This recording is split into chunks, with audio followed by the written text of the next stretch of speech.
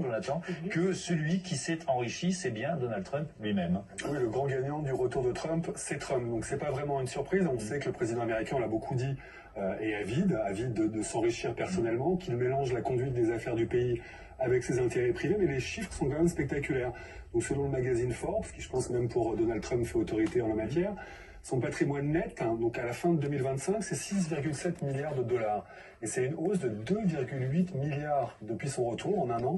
Ça plus 58%. Quand on voit, quand on parlait inflation et compagnie, là c'est assez tranquille pour l'absorber. Ouais. C'est ce qui s'appelle un début de mandat très rentable. Alors on va détailler en quoi son retour à la Maison Blanche lui a été profitable. Le premier élément, c'est en août 2025. Il y avait une amende qui planait de 500 millions de dollars, une amende qui lui avait été infligée pour avoir gonflé son patrimoine. C'était une obsession régulière de Donald Trump afin d'obtenir des prêts à un taux plus avantageux. Alors la condamnation est restée, mais l'amende a sauté. Hop, 500 millions dans la poche. Mais c'est surtout dans l'univers des crypto-monnaies qu'il a touché le jackpot. Et les crypto-monnaies, c'est un secteur qu'il soutient à fond depuis son retour à la Maison-Blanche, alors que pendant des années, il expliquait que ça reposait sur des branches, c'est pas de la vraie économie et tout ça. Donc il a quand même créé une entreprise en 2024 à l'initiative de ses fils, qui en profitent aussi largement. Cette entreprise, elle a généré 2 milliards de dollars dans les 10 mois qui ont suivi sa réélection.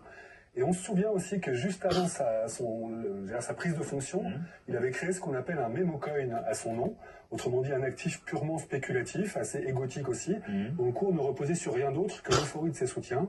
Cette petite coquetterie, ça lui a rapporté 710 millions d'euros. Oui, l'immobilier, c'est la source de sa fortune et de la fortune familiale, parce que loin d'être le génie self-made man qu'il raconte, c'est comme quelqu'un qui est parti dans la vie avec 400 millions de dollars de patrimoine. C'est vrai que ça aide pour se lancer.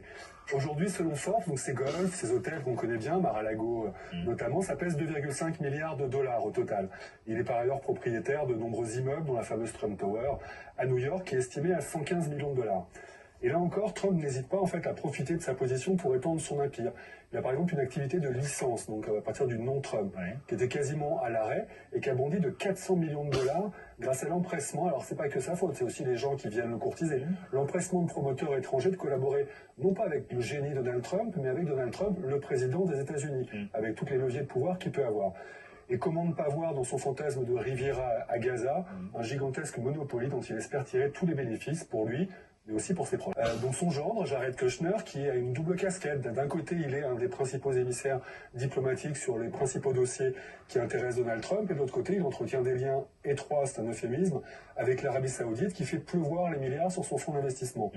On sait aussi, on l'a beaucoup suivi, combien Elon Musk, alors avec des relations de mal alpha à mal alpha, avec des parfois un peu compliquées, mais voilà, qui était déjà l'homme